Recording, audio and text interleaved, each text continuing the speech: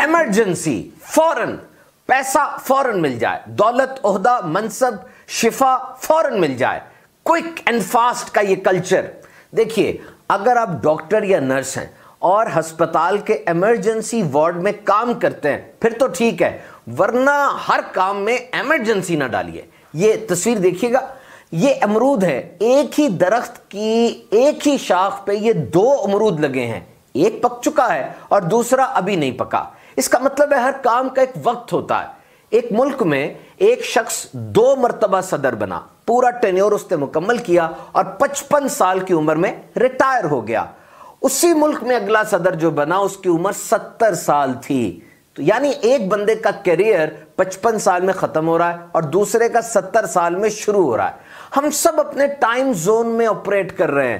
یہ آگے اور پیچھے کہ میں اس سے آگے نکل جاؤں وہ مجھ سے پیچھے رہ جائے، یہ زندگی ہے، ریس نہیں ہے. اور یہ بھی یاد رکھیے آپ اپنے چیپٹر 1 کا مقابلہ کسی کے چیپٹر 20 سے نہیں کر سکتے.